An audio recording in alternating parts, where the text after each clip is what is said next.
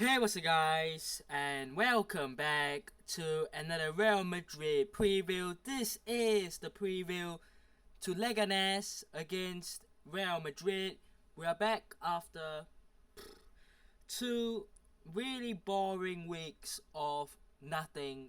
Look, I'm sorry, but the international breaks were boring, and finally, the last one of the year, the last one in, was it 4 months? We can finally watch club football for a while now without having to, you know, stop and, get disturbed, because look, as club football fans, you want to keep on watching and supporting your team, and, occasionally the odd international break is alright, but we have had three international breaks in 2 months, and that is just really, really, not interesting at all. But Real Madrid are back. I suppose it is a lot more positive right now after, going before going for the international break, winning 4-0 against Osasuna. That kind of lifted the mood, lifted the spirit a little bit up. But we have to admit, we cannot just, paper over the cracks and act like everything's fine again. Because the upcoming games are going to be difficult. Leganés away are going to be difficult. Liverpool away, Getafe at home, Athletic Club Bilbao away, Girona away, Atalanta away. You're looking at 4 away games in a row because you've got Rayo Vallecano away, and then there's a Club World Cup final, which is like a mini competition. It's not the actual Club World Cup; it's just a mini competition. It's a one-leg final, and then Sevilla at home, and then it's Christmas and it's sort of a break. So in this meantime, you have got many away games and many big away games as well to look forward to. But the players have got many games that they'll have to prove themselves, and they'll have to show up, and they'll have to turn up and give a good performance and get the results in the bag. And can we expect that now? Can we expect that consistency now? I don't see why not, but I also can't see why we are starting to be, or why we should start to be more confident, because we have seen that one game. And look, one game against Osasuna, sorry. One game against Osasuna does not really change a lot of this season. We've been not that great. There is still problems in the team. You can see it, especially now that everyone's injured, basically. There is still problems, and it has to be addressed, and Ancelotti has to find a way to fix these little problems that he has got. And the big one, obviously, is injuries. He has to find a way to fix this injury problem and somehow get the right players in to do the job. But the football has to improve. And now that, I would say, could you say the defense could be a bit more stable? With Raul Asensio coming in. Yes, he's young. Yes, he's a bit unproven. But we saw what he did against Osasuna. He can be good. Vasquez being injured, could that be for the better? I've watched Lucas Vasquez this season, and he just gets exposed. That's Fede Valverde, and we'll get on to him in a second. But as you can see on screen, that's Fede Valverde playing there. Change things. Does it help us? Because those of us who remember, under Zidane, those Valverde days were not pleasant. They weren't the greatest. Now, he has had good performances at right back, but most performances, it isn't ideal. It isn't what you want. So are we going to get a lot of those games where it's just not that great? Who knows?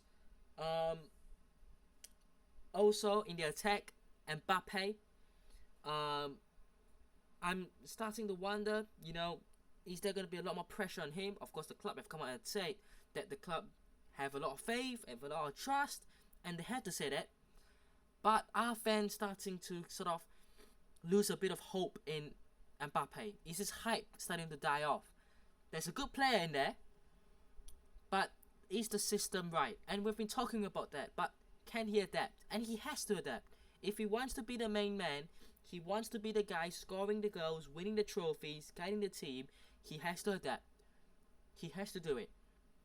So, lots of questions to be asked. And look, this game against Leganés will be a test, because Leganés, away from home, their stadium, their fans will certainly rock up. They're 14th. They're not doing particularly poorly. They're a newly promoted team, of course, but they're 14th. They're not in the relegation zone. Although, to be fair, they're only 4 points off 18th. Between Espanyol, who are 18th, and realistically Sevilla, who are 13th, there's a 5 points gap. So it's not that big of a gap, and a defeat could send you right down as well. So I thought Leganés this season have been alright. Their last game at home, they beat Sevilla, funnily enough. Before that, they beat Celta Vigo at home. They beat Real Valladolid at home. They drew Valencia at home. They lost to Athletic Club at home. They lost to Mallorca. They beat Las Palmas. So, yeah, pretty decent, but they haven't really played the top teams. Have they? Not quite yet anyway. So, I know they played Atletico Madrid. But they played Atletico Madrid away and they lost. They played Girona away and they lost. So, realistically, Real Madrid should win. But we've talked about this a lot. It's always should, it's always could, it's could have, would have, it's always maybe, it's never really we did it. And we need that against Leganés. Now, I am feeling more confident, of course. The mood does change the effect. But I'm not going to say we're going to win 5-0. I'm not going to come out and say that. I'm not going to say that because I don't think we can be too arrogant, too optimistic just yet. I think you take it one step at a time. And yes, we had a very good result against Osasuna, but we need to see consistency first before we can go, oh, we will probably win this game now. We'll probably win it now. Now, I still think we will win, but to say we'll win comfortably by 5 goals or whatever is unrealistic. It's not going to happen. So, it might come back and bite me. We might do it, but I think it's unlikely that Real Madrid win 5-0 against Leganés away. So, what would be my... before we get into that, some players Leganés have that could be dangerous. They have Sebastian Haller. If you remember him, ex-Ajax, ex-West Ham, and ex-Borussia Dortmund. They've got Valentin Rosier, ex-Besiktas, if I'm not mistaken. They've got Munier. He's now there. Wasn't he ex-Barcelona as well? He was.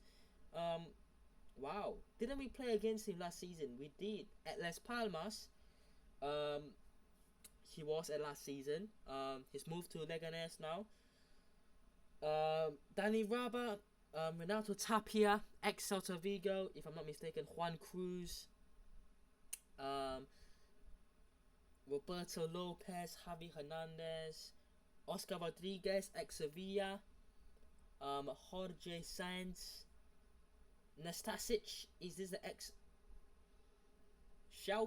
It is. Ex-Man City, Schalke, and Florentina centre back. Nastasic is also at Leganés right now. So, with all that said, that team consists of a couple of, older players that we probably heard of and know of. But I don't see them as massive threats, to be honest. And it could come and bite me as well. But my starting 11 would be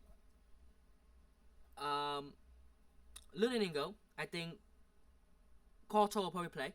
I do believe there's a high chance Courtois is playing. Not a lot of information. Of course, a lot of training pictures. Courtois and Lunin are both training well. I think Courtois is back. Maybe you get Courtois the sharpness and readiness before Liverpool. So I actually think Courtois will play. But I don't know why I have Lunin. I forgot to change. But Lunin could play, but unlikely. The back four is probably going to be the back four against Liverpool, except for Fran Garcia, because I think that against Leganés, and if you look at the way Leganés do play, it's probably going to be slightly more defensive. You're probably going to be able to unlock the left hand side, and I just look at Mendy and I go, such a game, you want to unlock the left hand side, you want to support Vinny, you want to support Mbappe in the attack. Mendy isn't going to do that. So I would say Fran Garcia starts this, and against Osasuna, I was pretty impressed with Fran Garcia. Rudiger and Raul Asensio as the two centre backs. No other one else. Traoré injured, Militao injured, Carvajal injured, Mendy no, and Jesus Vallejo no. Yeah, basically. And you get why we need a centre back right now? Yeah. Right back, Carvajal injured, Lucas Vazquez injured, Valverde. You get why we need a right back for the long-term future now? Yeah. Midfield. Traoré injured. I mean, we're going to continue doing this, but, you know, Traoré injured. Camavinga.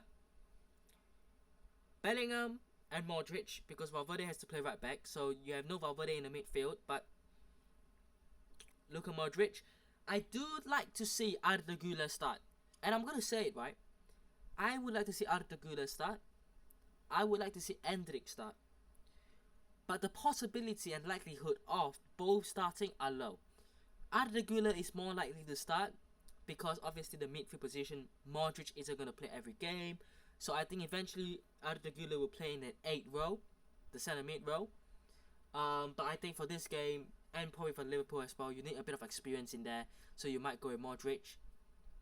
Front three, Vinny, Mbappe, Rodrigo is injured.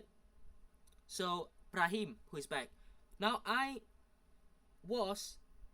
am, and I have been impressed with Brahim because as a player, he possesses something that I don't see in Vinny, not that much. I don't see in Mbappe, I don't see in Rodrigo, the ability to just get away from defenders. And he's not dribbling, he just glides away. He just glides with the ball away from defenders somehow. So that's what we need. When you have the ball, someone who is just able to do that, produce a bit of magical moment, maybe get an assist, maybe, you know, create a goal, who knows, but that would be perfect. So now,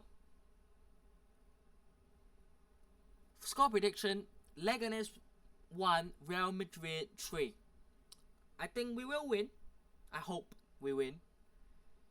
And yeah,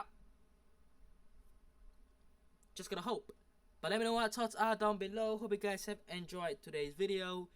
Hit the like button, subscribe to the channel on already, and I'll see you guys in the next one. Peace.